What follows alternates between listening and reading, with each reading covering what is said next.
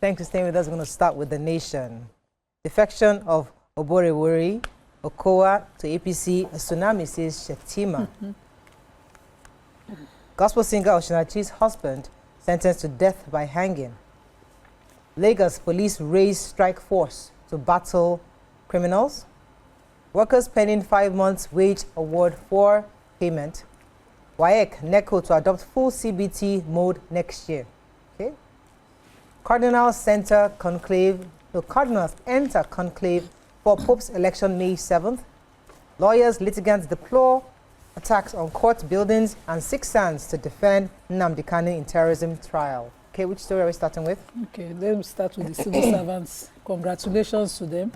Their wage award, which was delayed all this while, has backed up 5 months, and this Accountant General's office, that's the Office of the Accountant General of the Federation, through the Director of Press and Public Relations, Bawa Moko, has announced that this 35,000 will now be paid separately from the April 2025 salary. So as they drop April salary this end of the month, so they drop, they don't go lomamo, drop one and right after the other drops according to how he broke it down. Today is Tuesday, not Saturday, please. No, April. Today, speak pidgin now. Today is Tuesday, please. Oh, Thank you for okay. reminding her.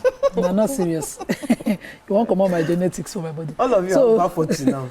So they'll be dropping starting to join me in menopause.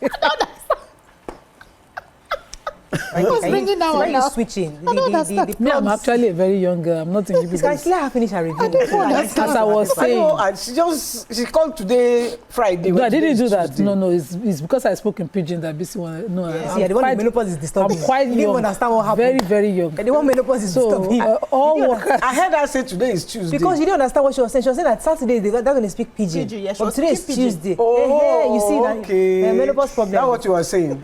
So the director of the press of the Office of the Accountant General of the Federation, you also reiterated that government's commitment to the implementation of all policies. At this point, I don't know. Leave this story. Somebody else take your. Okay, let me take Onawala too much. My God. I don't even understand what you are reading. Okay, let me go I don't know. We are reviewing another paper. She's reviewing another paper. I'm reviewing Nation. Onawala too much. The story never can drop again. Sorry. Oh yeah, take something. Let me take the Vatican. Let me take your story. No, I'm not. No, go ahead. Okay, so what's happening today?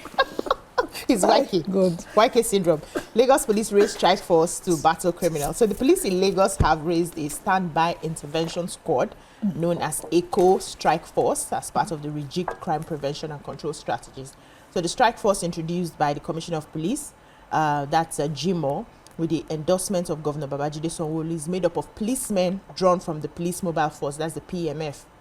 So speaking with 35 participants of the Executive Intelligence Management Course 18, National Institute of Security Studies, NISS, in Abuja, they visited the command on the study tour, and GMO said that the strike force was stationed at Surulere, which is a nexus between the island and the mainland. That's like a connection. Oh God, I just lost. Hold on. This today. I got it. So the police chief said the crime rate in Lagos had dropped below what was the situation when he resumed 2 months ago, and he attributed the victory to the synergy that existed between the security agencies and the cooperation from the community. So he says the crime rate in Lagos State had been reduced to the barest minimum, and we are working to ensure it stays low.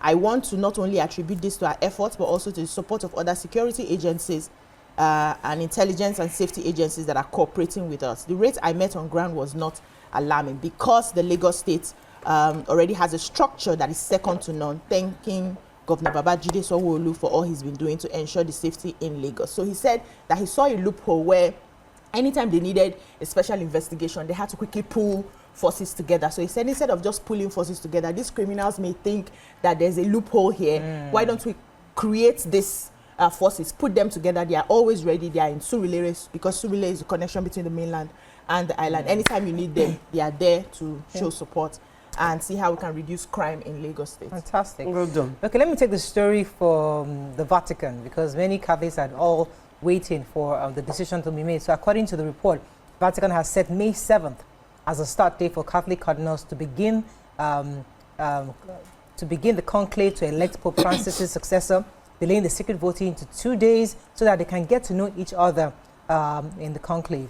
According to the Vatican sources, the delay was also aimed to finding consensus on the candidate before they are sequestered in the Sistine Chapel.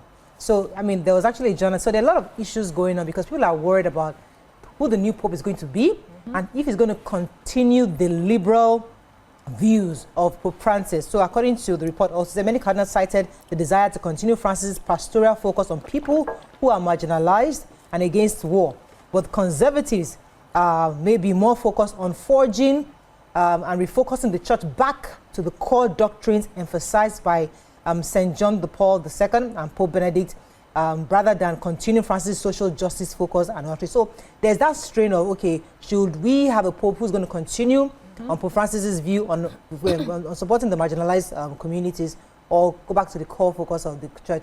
And others are saying that even some of the cardinals, one of them was convicted, according to one of the journalists, saying that, are you sure this convicted Vatican member is going to be allowed to vote? So there are a lot of issues around that, but we'll see how that goes. From May 7th, we'll begin to see how the voting. What was he convicted for? Did they tell us? So it says that in a chaotic scene, the journalist shouted questions about the mood inside, whether there was unity. The reporter was saying, on Italian television, asked whether an Italian cardinal who has been convicted by the Vatican Criminal Court on finance-related charges will be allowed to vote. So that's also another issue that is there. So I'm even surprised to find out they have a court. They have to. It's big. Good. Vatican is huge. So I took the indigenous people's leader, Mazi Nnamdi Kanu, has added 4 senior advocates to his defense team.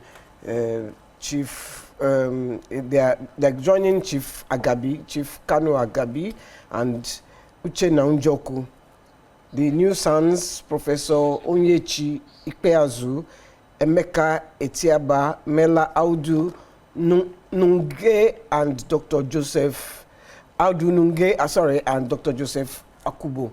They will be in court today as well as on the 2nd and 6th as Kanu's trial continues. Okay. Let's move on to Daily Sun. We're going to go on a short break first. When we come back, we continue with our review. Stay with us. We'll be right back.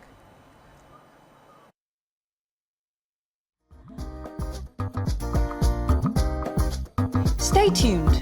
Your View will be right back.